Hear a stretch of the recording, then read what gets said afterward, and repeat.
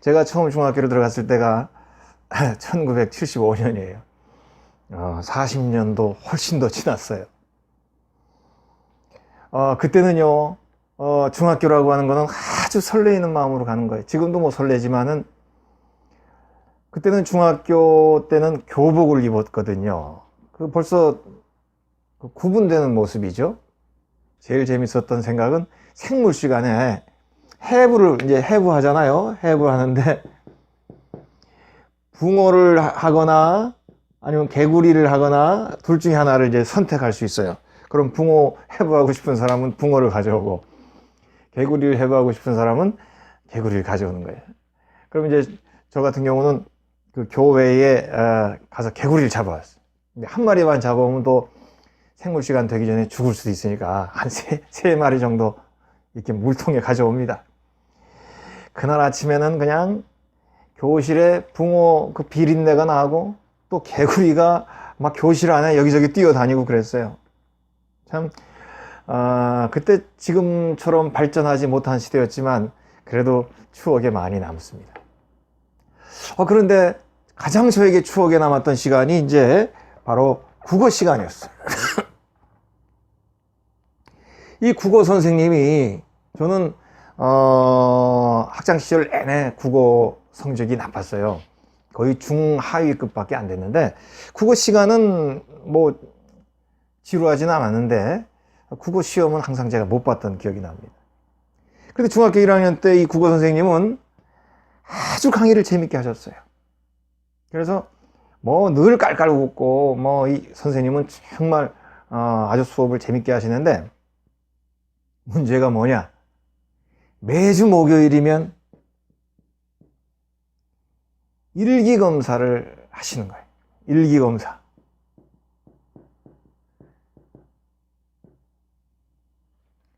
옛날에 이렇게 지금도 그렇죠. 이렇게 노트 크기가 이제 한 뭐 B5 정도 크기 보통 많이 쓰는 노트잖아요. 요거를 이렇게 절반으로 이렇게 딱 나눠 가지고 이제 여기 하나에 하루 일기를 요 정도 양으로 쓸 수 있도록 그렇게 해서 매주 목요일이면은 일기 검사를 합니다. 이 일기 검사 할 때는 무서워요. 그렇게 재밌게 수업하는 선생님이 일기 검사 할 때는 이런 그 큰 몽둥이 있죠. 이제 지금은 그런 일이 없지만 옛날에는 그게 아주 일상적인 일이었어요. 그 아픈 몽둥이로 일기 안 써온 사람은 10대씩 맞다를 맞았어요. 그리고 다른 아이들 일기검사 받을 때 이렇게 손 들고 벌 쓰고 있었어요. 그러니까 목요일은 수업이 없습니다. 일기검사만 하는 날에. 그런데 그 선생님이 지금 생각해보면 정말로 그것이 진정한 교육 같아요. 그러니까 일기검사만 하는 게 아니고 거기 뭐 사인해주고 도장 찍어주고 그러는데 그것만 하시는 것이 아니고 일기를 이렇게 몇 개씩 읽어보셨던 거예요. 그래가지고 괜찮은 내용, 또 글을 잘 쓴 거, 이런 거는 읽어주시는 거예요. 그리고 우리는 일기검사 하려고 이렇게 노트 들고 이렇게 딱 이제 줄 서서 기다리고 있다가 선생님이 먼저 읽고, 뭐, 선생님 혼자 킥킥거리는 수도 있어요. 그러다가 하나를 꺼내가지고 읽어줍니다. 지금 생각해보면 그게 살아있는 교육이죠. 우리는 서서, 같은 반 동료 아이가 쓴 일기를 이렇게 듣습니다. 정말 지금 생각해보면 좋은 내용이 참 많았어요. 뭐, 자기 집안에 이렇게 좋은 일이 있었던 거, 또는 어려운 일이 있었지만 용기를 내는 내용, 또는 이제 뭐 어떤 책을 봤다, 영화를 봤다, 그런 내용들, 어디 소풍을 갔다 왔다. 이런 내용들 중에 잘 된 거를 선생님이 읽어주셨는데 그 내용들이 전부 우리들에게 좋은 교육의 제목이 되었던 것 같습니다. 그런데 이런 내용도 있어요. 어떤 아이가 몰래 비리를 성공한 내용 있잖아요. 이런 것도 큰 문제가 없는 것들은 읽어주셨어요. 그 중에 지금도 기억이 나는데, 옛날에는 그 주번이라는 게 있었습니다. 주번. 아니면 이제 당번, 이런 말을 쓰죠. 당번. 이건 이제 지금도 뭐 있는지 모르겠는데, 그 반에서 2명씩 항상, 순서를 정해가지고 일주일 내내 그 반을 위해서 수고하고 봉사하는 거예요. 아침에 일찍 와서 교실 문도 열고 또 이렇게 물도 뿌리고 또 이렇게 칠판 지우개 같은 것도 항상 털어놓고 또 아이들이 물 마실 수 있도록 이렇게 주전자에다 물도 떠오고 뭐 이런 봉사하는 이제 주번인데, 어떤 아이가 이제 주번을 하면서 얼마나 힘들겠어요. 일주일 동안. 그때는 뭐 집에 가면 쓰러져 잡니다. 너무 하루 종일 수고했기 때문에. 그런데 걸레를 이렇게 빠른 그 바켓스가 있어요. 그 바켓스에 이제 그 걸레 빠른 물, 이 구정물, 이거를 이제 그 밑에 수도관에까지 들고 가서 버려야 되는데, 우리 교실이 3층이었어요. 그래서 물이 가득 들은 이 구정물이 가득 들은 바켓스를 들고 가는데 이 아이가 너무 힘들어가지고 옆에 교실 지나가면서 조금씩 흘렸다는 거예요. 요만큼 흘리고 또 너무 많이 흘리면 또 표시 나니까 조금 흘리고, 또 한 계단 내려가서 또 조금 흘리고, 그래가지고 나중에 이제 수도관에 다 버리러 갔더니 바켓스에 물이 반밖에 안 남았더라. 그런 내용도 있었어요. 아이고, 그걸 들을 때 얼마나 재밌고 또 웃었는지 모릅니다. 그래서 그 일기검사는 공포 시간이기도 하면서도 또 재밌기도 하고 그랬어요. 그런데 절대로 일기를 안 쏘면 그 빠따를 10대를 맞아야 되기 때문에 그 10대는 정말로 큰 고통이거든요. 그러니까 완전히 뭐 막 가는 사람 아니면 전부 일기를 다 써와야 됩니다. 그러다 보니까 매주 목요일이 되면 1시간 이상 일찍 학생들이 학교에 옵니다. 왜 오겠어요? 일찍 와가지고 떠들지도 않아요. 우리 중학교 1학년이면 얼마나 떠듭니까? 뭐 아침에 교장 선생님 이렇게 지나가다 보면 떠드는 방은 교장 선생님 들어와가지고 막 혼내고 그랬는데, 이 목요일은 일찌감치 아이들이 전부 다 와가지고는 조용히 써요. 일기를 쓰는 거예요. 뭐 성실하게 일주일 일기를 다 써온 학생도 있겠지만 그런 학생은 뭐 아침에 떠들지도 않겠죠. 대부분은 일기가 미흡합니다. 좀 썼더라도 다 못 썼거나 또 한 절반 정도 써온 사람도 있고 뭐 이렇겠죠. 그래 조용히 일기를 쓰는 겁니다. 정신없이 쓰는 거예요. 애지간히 써온 사람은 이제 1시간 정도 일찍 와서 다 썼는데, 뭐 미흡한 사람은 1시간이 지나도 아침 수업이 시작이 돼도 아직 다 못 써요. 그러니까 그런 아이들은 수업 시간에도 몰래 이제 교과서 밑에다가 일기장을 넣고는 또 일기를 쓰는 거예요. 영어 시간인데도 몰래 일기를 쓰고, 수학 시간인데도 몰래 일기를 쓰고, 2판 4판도 있어요. 2판 4판. 뭐 일기를 쓰려면 거리가 있어야지. 근데 거리가 아무 생각이 안 나는 아이도 있죠. 그런 아이는 옆에 학생 거 보고 뺏기는 겁니다. 근데 제가 기억에 뺏겨가지고 들켰나, 그건 제가 잘 기억이 안 나요. 저도 몇 번 뺏겨봤는데 안 들켰거든요. 하여튼 이렇게 매주 목요일은 공포 내지는 또 즐거움으로 이제 시간을 보냈는데, 2학기가 됐어요. 2학기가 됐는데 1학년 2학기 때 주로 이제 저희 학교에서는 2학기 때 교내 100일장이 열렸어요. 100일장. 우리 100일장이란 말 들어보셨어요? 100일장은 글짓기를 하는 겁니다. 이렇게 학교에서 그날 이렇게 뭐 어떤 주제를 주거나 이렇게 해서 이제 거기에 대해서 쭉 글짓기를 해가지고, 이 글짓기를 해서 글을 잘 쓴 학생, 또 상을 받은 학생은 학교의 교지, 우리 교지라는 말 있죠? 교지. 학교 교지에 이제 글짓기 한 내용이 이렇게 실리는 것이죠. 근데 그런 행사가 있었는데 저는 옛날부터 글을 못 썼습니다. 그래서 뭐 대충 이렇게 대충 써서 냈는데, 우리 반 아이 하나가 그 100일장에서 상을 받았어요. 그래서 우리 아이들이 축하해주고 또 선생님이 칭찬해줬는지 몰라요. 근데 그 100일장에서 입상한 그 글의 제목이 뭐였냐면 일기 아닌 주기였어요. 무슨 내용입니까? 일기 아닌 주기입니다. 주기.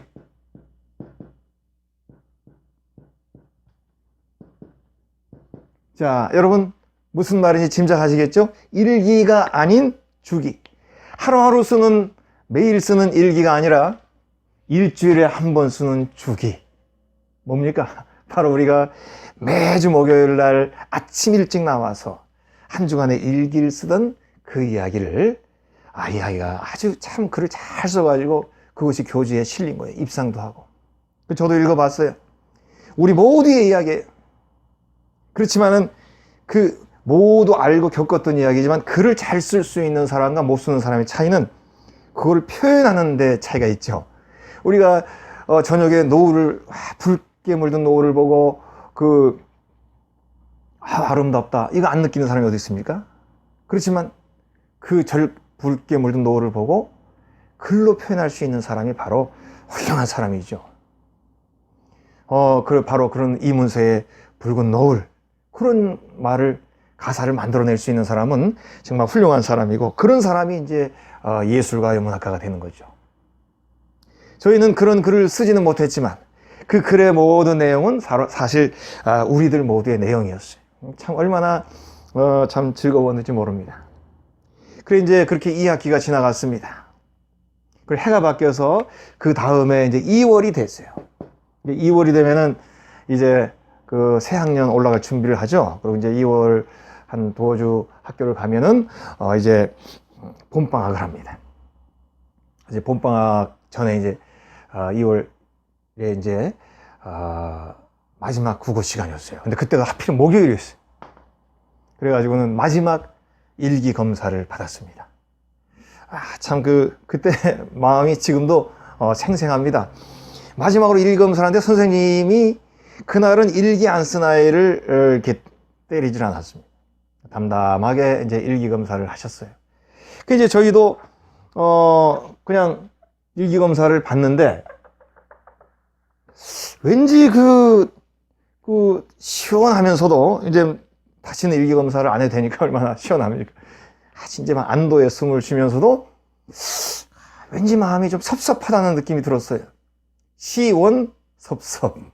시원섭섭. 이런 말 들어봤죠? 시원섭섭. 시원하기도 하고, 이거 뭐 두 개가 그 정반대의 의미죠. 이런 걸 우리 옥시모론이라고 하죠. 옥시모론. 어떤 서로 좀 모순되는. 옥시라는 말이 사실은 이게 아주 샤프하다 이런 뜻이랍니다. 이게 전곡을 찔른다 이런 뜻이고, 모론이라는 말은 우리가 뭐 보통 영어로 보면 모론은 바보 이런 멍청이 이런 뜻이거든요. 그러니까 아주 날카로우면서도 바보스러운 전혀 반대 의미가 바로 시원섭섭 같은 거죠. 뭐 유명한 우리 폴 사이먼의 노래 The Sound of Silence 아시죠? Sound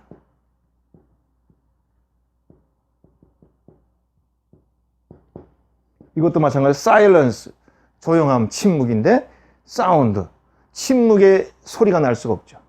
The sound of silence 침묵의 소리 이것도 바로 옥시모론 같은 것이죠. 경상도 사람은 이 발음을 못합니다. The sound of silence 이렇게 발음해요. 우리도 이렇게 시원섭섭한 마음을 가졌어요. 참 왠지 시원하고 가슴이 확 아주 편안해지면서 일기 안 써도 되니까 그러면서도 왠지 마음속에 섭섭한 생각이 들었습니다. 그래 이제 선생님이 아무 얘기 안 하고 일기 검사를 이렇게 다 하셨어요. 그래서 일기 검사를 이제 대충 다 이제 그날은 뭐 읽어주고 이런 것도 안 하고 그냥 이렇게 편안하게 일기 검사를 다 하시고 그러고 이렇게 우리를 딱 쳐다보는 거예요. 이렇게 약간 미소를 띠고 그래서 이제 우리도 이제 좀 숙연한 마음이 들어서 가만히 이제 어색하게 이렇게 있었는데 선생님 우리를 이렇게 쳐다보더니 잠시 침묵의 시간을 갖더니 이렇게 얘기하시네요. 여러분, 지난 한 해 동안 여러분들은 나에게 무엇을 배웠습니까? 이렇게. 여러분, 나한테 국문법 배웠어요? 시조, 수필 이런 거 배웠어요? 무슨 정형시는 어떻고 시조는 어떻고 그런 거 배웠어요? 그거 다 잊어버려도 돼요. 몰라도 돼요. 그런데 만약에 여러분이 작년 한 해 동안 나에게 일기검사를 받으면서 앞으로도 일기검사 없어도 일기를 쓸 수 있는 학생이 된다면 여러분은 나에게 최고로 좋은 것을 배운 것입니다. 선생님도 마찬가지로 여러분 중에 한 명이라도 앞으로 계속 일기를 쓰는 학생이 생긴다면 가장 보람 있는 일을 했다고 생각할 것입니다. 이런 정말로 의미심장한 이야기를 하시더라고요. 그때 우리 반 아이들은 이렇게 다 결심했습니다. 꼭 일기를 써야 되겠다. 저도 결심을 했습니다. 그래서 공부는 저는 못했지만 일기는 지금까지 이제 씁니다. 쓰는데 물론 매일 못 썼죠. 뭐 몇 달에 한 번 쓸 때도 있고 어떤 일기장을 이렇게 보면 한 장을 탁 넘기면은 해가 바뀐 적도 있어요. 그리고 뭐라고 쓰냐면 그동안 일기를 좀 쓰지 못했다. 그러면서 이제 또 이제 쓰는 겁니다. 세월이 많이 흘렀다. 그리고 또 새롭게 쓰는 거예요. 그렇지만 어쨌든 그 일기의 맥이 끊기지가 않았습니다. 옛날에 일기장이 이제 다 보관이 되기도 하고 또 잊어버린 것도 있는데 특히 고등학교 때 제가 그 일기 썼던 기억이 납니다. 이 고등학교 때는 우리가 유일하게 접할 수 있는 미디어가 AFKN 밖에 없었어요. 이거는 라디오, 텔레비 다 나오는데 이제 주로 저희는 라디오를 봤죠. 24시간 동안 이게 나옵니다. 이제 한국에 있는 미군들을 위해서 24시간 방송이 나오는 거예요. 그래서 이제 이 AFKN 라디오를 틀어놓고는 뭐 기타도 치고 공부는 전혀 못했으니까 공부를 할 줄 몰랐어요. 기타 치고 또 뭐 시를 읽기도 하고 노래를 배우기도 하고 뭐 이랬는데 이때 AFKN에서 뭐 그 당시 유명했던 비지스라든지 뭐 이런 뭐 아바라든지 뭐 이런 그 음악들을 그때 라디오를 통해서 이제 들었던 데인데 그때 일기도 가끔 썼습니다. 일기도 가끔 썼어요. 근데 지금 생각해 보면 가장 소중한 시간이 아닌가 싶어요. 아직도 미숙하고 모르고 세상도 모르고 학식도 없고 너무나 이제 시작 단계밖에 안 되는 어린 학생인데도 그래도 그때 이렇게 생각했고 이렇게 느꼈고 또 이런 고민을 가지고 있었고 이런 그 과정 속에 있었던 모습이 그 일기를 통해서 엿보이게 되니까 참 너무나 소중하게 생각이 돼요. 그리고 제가 가장 그 일기가 의미 있었던 때는 군 복무할 때였어요. 저는 이제 군 복무를 오공수에서 했었는데 이 공수부대는 1년 중에 몇 달을 산속에서 보냅니다. 산속에 깊은 산속에 들어가가지고 비틀을 팝니다. 뭐 저 강원도 태백산이나 소백산이나 지리산 이런 쪽에 가서 비틀이라는 게 뭐냐면 땅굴이에요. 이렇게 땅굴을 파가지고 땅굴 속에서 생활합니다. 거기에 이렇게 촛불을 켜놓고 거기에서 생활을 하는데 동료들은 그 땅굴 속에서 주로 뭐 고스톱을 친다거나 또 술을 먹는 일이 많아요. 근데 저는 그 땅굴에서 이렇게 촛불을 켜놓고 일기를 쓰던 기억이 납니다. 원래 군대에서는 일기를 쓰면 그게 불법입니다. 군사 기밀이 들어갈 수 있잖아요. 뭐 어떻게 훈련을 받고 뭐 어떤 일정 같은 게 나오니까 그것도 사실은 중요한 거기 때문에 원래 금지되어 있어요. 그런데 이제 수첩에다가 이제 뭐 원래 일기를 조금씩 썼어요. 어느 그런 고참 나쁘다, 나쁜 놈 뭐 이렇게 쓰기도 하고 또 내가 이런 훈련을 받을 때 이랬었다 뭐 그런 그 느낌들이 그 일기장에 기록이 되고 지금도 제 서재에 그때 썼던 일기장이 있어요. 수첩에다가 썼는데 그 시대의 단면을 볼 수 있다는 거 참 좋았던 것 같습니다. 특별히 제가 이제 처음으로 낙하산을 타던 바로 그날도 일기가 기록이 돼 있더라고요. 처음에 그 낙하산을 착용할 때는 벌벌 떨립니다. 비행장에 가가지고 낙하산을 착용을 하고 이제 비행기가 이제 올 때까지 기다리는데 비행기가 얼마나 빨리 오는지 몰라요. 좀 천천히 왔으면 좋겠는. 그렇게 두근두근한 마음으로 비행기에 타서 드디어 이제 저기 이제 팔당댐이라든지 또 처음엔 팔당댐에서 뛰었습니다. 미사리. 지금은 이제 카페가 많지만 옛날엔 미사리는 조정 경기장도 없고 이렇게 한강변에 팔당댐 밑에 그냥 큰 돌만 이렇게 있는 그런 아주 그 벌판이었습니다. 거기에서 이제 두근거리는 마음으로 비행기에서 뛰어내려서 처음으로 내 낙하산이 이렇게 펴졌을 때, 그때의 감동이 바로 일기장에 기록이 돼 있어요. 그래서 지금도 가끔 읽어보면 그때의 기분이, 그때의 느낌이 아주 뭐 생생합니다. 여러분, 일기라는 거를 제가 왜 강조를 하냐면, 일기는 물론 소중한 역사 자료도 될 수 있습니다.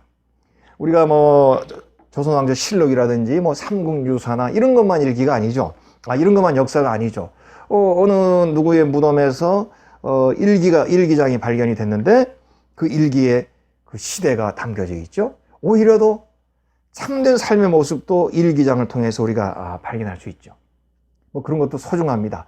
그래서 연세 많이 드신 분들 일기장에 있으시면 소중한 사료가 되는 것이죠. 또 어떤 그 신문에 보니까 시골에서 평생 한 40년 농사 짓던 할아버지가 달력에, 옛날에는 이렇게 옛날에 달력이 이렇게 컸어요. 이렇게 아주 큰 달력에 막 글씨도 크게 막 이렇게 써 있는데, 요 이제 큰 공간에다가 이렇게 자기 써 놓는 거예요. 내일은 뭐 하는 날, 뭐 비가 왔다, 뭐 씨를 심었다, 이런 내용들을 이제 썼는데, 그 달력을 한 몇십 년 동안 보관을 했더니 나중에 그것도 중요한 자료가 되더라. 그런 그 소중한 자료로도 쓰일 수 있지만, 저는 그거보다는요 더 중요한 거를 얘기하고 싶어요. 일기를 쓰는 순간은 내가 이 세상에 중심에 있게 된다. 저는 그렇게 얘기하고 싶습니다. 또는 이 세상이 아니라 이 역사의 중심에 서게 된다. 저는 그렇게 표현하고 싶어요. 우리가 지구가 있습니다. 지구는 둥글지요. 이렇게 지구가 둥겁니다. 그러면 이 동그랗지 못해서 죄송합니다. 지구의 중심은 어디일까요? 이렇게 질문하는 사람들이 있어요. 지구의 중심은 어디일까요?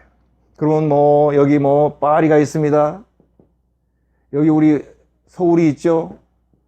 뭐 이쪽에는 이제 뉴욕이 있겠죠. 여긴 뭐 시드니나 뭐 이런 게 있겠죠. 뭐 서로 파리가 중심이다, 뭐 뉴욕이 중심이다, 서울이 중심이다, 이렇게 서로 주장할 수 있겠죠. 근데 지구의 중심이 어디입니까? 지구는 구잖아요. 구는 구는 어느 지점이든지 점을 찍으면 그 지점이 그 구의 중심이 되는 것입니다. 이게 중요한 거예요. 우리가 이 지구에 사는 한, 이 우주에 존재하는 한, 우리는 미약하고 먼지보다도 작을 수도 있습니다. 그렇지만 내가 이 땅에 서 있는 순간, 내가 이 땅에 살면서 일기장을 통해서 나 자신을 일기를 통해서 나 자신의 하루를 돌아보는 그 순간, 나는 이 세상의 중심에 서 있게 된다는 것이. 일기를 통해서 나 자신을 돌아보는 그 순간, 나는 온 세상 역사의 한 복판에 있게 된다는 것입니다. 저는 이것을 강조하고 싶어요. 내 지위가 대통령일 수도 있고, 아니면 아무도 모르는 정말 미천한 일을 할 수도 있습니다. 그러나 나라고 하는 존재가 바로 일기를 쓰는 순간에 이 세상에서 내가 가장 소중한 존재라는 것을 깨닫게 되는 것이죠. 일기라는 것이 뭡니까? 일기는 오늘 하루의 나를 돌아보는 것입니다. 우선은 뭐 일주일을 돌아보기도 하고 또 1년을 돌아보기도 하지만 어쨌든 하루의 나를 돌아본다. 리트로스펙트죠. 돌아보는 것입니다. 오늘 하루의 나를, 한 주간의 나를, 한 달 동안의 나를, 그동안의 나의 모습을 내가 돌아보는 것입니다. 그럼 어떻게 되겠어요? 이거를 우리가 돌아본다는 회고라는 말을 많이 쓰죠? 그러면서 나를 돌아보게 되면 어떻게 됩니까? 프로스펙트. 전망이라고 하죠. 나의 내일, 나의 미래, 앞으로의 나의 생을 생각하고 계획하고 바라볼 수 있게 되는 것이죠. 그래서 일기는 나를 세상 역사의 중심에 올려놓을 수 있는 놀라운 힘을 가지고 있다는 것입니다. 저는 그런 생각을 해봅니다. 학생들에게도 그런 얘기를 많이 합니다만, 정말 만약에 강도가 있다. 좀 극단적인 예예요. 이게 뭐 그냥 극단적으로 재미로 예를 들어봅니다. 내가 강도인데 이 강도가 만약에 일기를 쓰는 강도다. 그러면 이 사람은 자기 자신을 돌아볼 수 있는 시간을 갖게 되기 때문에 강도짓을 끊지 않겠나. 강도를 하지 않을 거예요. 물론 사이코패스는 다릅니다. 사이코패스는 자기 자신을 객관적으로 인지하지 못합니다. 그 미러링이라고 그러죠. 나를 거울에 비춰보는 것이죠. 우리 일기라고 하는 것은 retrospect. 나 자신의 모습을 이렇게 거울에 이렇게 비춰봅니다. 거울에 비춰보면 낮에는 내가 몰랐는데 내가 저녁에 와서 내 거울을 보니까 내 얼굴에 이렇게 뭐가 묻었어요. 또는 내 옷에 이런 반전 얼룩이 있어요. 이렇게 자기를 돌아볼 수 있는 시간이기 때문에 그냥 돌아봅니까? 자기를 객관적으로 돌아볼 수 있게 되죠. 사실은 자기를 객관적으로만 볼 수 있다면 그 사람은 의미 있는 삶을 살 수 있고 살면서 실수나 어려움을 줄이면서 살 수가 있죠. 같은 실수를 반복하지 않게 되죠. 나 자신을 돌아볼 수 있게 되니까. 그렇지만 자신을 돌아보지 못하는 사람들은 자기의 모습이 어디로 가고 있는지, 어떻게 되고 있는지를 인지하지 못합니다. 훌륭한 사람들 치고 일기 안 쓰는 사람은 없습니다. 물론 그 훌륭하냐 이런 것을 떠나서 의미 있는 삶을 사는 사람들은 다 일기와 함께 살지요. 일기는 나를 회고하게 하고 나의 미래를 바라보게 하니까. 또 일기는 나 자신을 이 세계 역사에 이 어마어마한 무한대 크기의 우주의 중심에 설 수 있게 해주니까. 일기는 그만큼 나에게 소중한 것이라 저는 그렇게 얘기를 합니다. 그런데 말이죠. 저는 그 일기 쓰는 거를 말을 조금 바꿔서 오늘 제목으로 한번 보세요.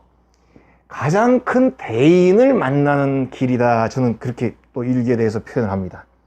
이견대인이라 그랬죠? 이견대인. 대인을 만나게 된다면, 대인을 볼 줄 아는 눈이 뜨인다면 그것은 이익이 된다. 나에게 이익이 된다. 대인을 볼 수만 있다면 나에게 이익이 된다 그랬죠? 그런데 그러한 대인 중에 가장 큰 대인을 저는 나 자신이라고 봅니다. 나를 도와줄 수 있는 가장 위대한 대인은 나 자신이에요. 나에게 힘을 줄 수 있는, 나를 모니터할 수 있는, 나를 객관적으로 파악할 수 있게 해주는 가장 큰 힘을 가진 존재는 바로 나 자신입니다. 그런 나 자신을 우리는 일기를 쓸 때에 만날 수 있다는 것입니다. 평상시에는 남의 얘기를 잘 안 듣고 평상시에는 이기적으로 독단적으로 생활하는 사람이 있다 하더라도 그런 사람이 일기를 쓰게 되면 자기 자신을 객관적으로 생각할 수 있게 됩니다. 이 세상에서 나를 제일 잘 아는 사람 누굴까요? 그렇죠. 바로 나 자신입니다. 이 세상에서 나에 대해서 그 누구보다도 잘 알고 있는 사람 바로 나예요. 일기를 쓰면 일기를 통해서 나 자신을 만나게 됩니다. 나 자신과 무한한 끊임없는 대화를 나누게 돼요. 바로 그 나 자신이 사실은 이 시대 최고 나의 스승이 되는 것입니다. 바로 그 나 자신이 이 시대 최고로 소중한 나의 인생을 좌지우지할 수 있는 놀라운 대인이 되는 것이죠. 저는 그래서 일기를 이렇게 얘기합니다. 일기를 쓰는 사람은 내 안에 가장 소중한 금수저를 소유한 사람이다. 일기를 쓸 수 있는 사람은 내 안에 가장 소중한 대인을 만날 수 있는 사람이다. 내 안에 가장 중요한 대인을 가지고 있는 사람이다. 그래서 제가 일기 쓰기에 대해서 이렇게 장황한 이야기를 한 것입니다. 일기를 쓰기 시작하면 내 안에는 그 누구보다도 소중하고 귀한 스승이 자리 잡게 됩니다. 나의 삶을 놀라운 역사로 이끌어줄 대인을 내 안에 소유하게 되죠. 우리 대인을 만나면 어떻게 된다고 그랬죠? 이견대인이라고 그랬죠?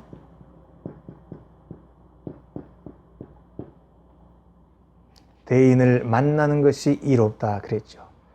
훌륭한 대인, 이 세상에서 가장 소중한 대인, 나를 누구보다도 잘 알고 있는 대인, 그 나 자신은 일기를 통해서 우리가 만날 수 있게 되고, 그 일기를 통해서 만나게 되는 나 자신 대인은 나의 인생을 반드시 성공으로 이끌어 줄 것이고, 뭐 세속적인 성공이 아니라 할지라도 나 자신의 생을 가장 의미 있는 삶으로 만들어 줄 것이라 저는 그렇게 생각합니다. 일기에 대한 얘기를 이제 마무리하면서 저는 중학교 1학년 때 국어 선생님을 꼭 다시 뵀으면 좋겠어요. 아마 살아계시면 한 89세, 뭐 80대 후반 정도 되시지 않으셨을까 그렇게 생각이 듭니다. 그 선생님 만약에 만난다면 이렇게 얘기하고 싶어요. 선생님, 일기를 쓸 수 있는 좋은 계기를 주시고 일기를 가르쳐 주셔서 정말 감사합니다. 선생님 덕에 제가 부족하고 여러 가지로 어려움도 많았지만 그래도 나 자신을 지켜왔고, 그리고 오늘도 나를 돌아보고 노력할 수 있는 삶을 살게 된 것 같습니다. 선생님 너무 고맙습니다. 이렇게 인사하고 싶습니다.